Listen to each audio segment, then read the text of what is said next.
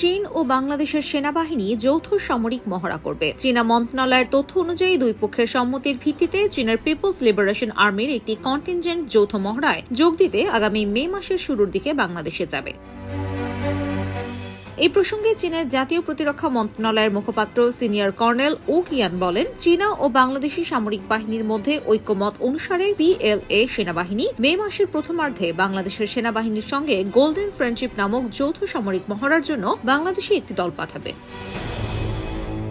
বৃহস্পতিবার বিকেলে নিয়মিত সংবাদ সম্মেলনে চীনা মুখপাত্র ডক্টর ও কিয়ান বলেন, যৌথ মহড়া জাতিসংঘের শান্তিরক্ষা বাহিনীর সন্ত্রাস বিরোধী অভিযানকে আদর্শ হিসেবে নেবে এবং অপহরণ রোধী সন্ত্রাসীদের আস্তানা নির্মূলকে গুরুত্ব দেবে।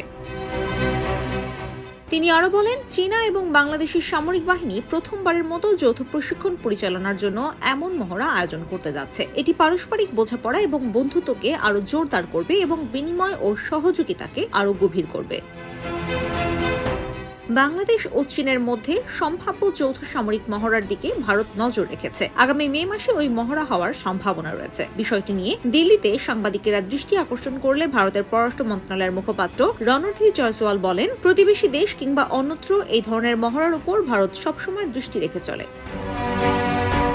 পররাষ্ট্র মন্ত্রণালয়ের সাপ্তাহিক ব্রিফিংয়ে ওই মহড়ার খবর নিয়ে মুখপাত্রকে প্রশ্ন করা হলে তিনি বলেন, এই সংক্রান্ত বিষয়ে তারা বহুবার কথা বলেছে। প্রতিবেশী রাষ্ট্রে অথবা অন্য কোথাও সব ধরনের ঘটনার উপর নজর রাখে দিল্লি, বিশেষ করে সেই ধরনের ঘটনা যা ভারতের অর্থনীতি ও নিরাপত্তার উপর প্রভাব ফেলতে পারে। সেসব বিষয়ে প্রয়োজনীয় পদক্ষেপ গ্রহণ করে থাকে নয়াদিল্লি।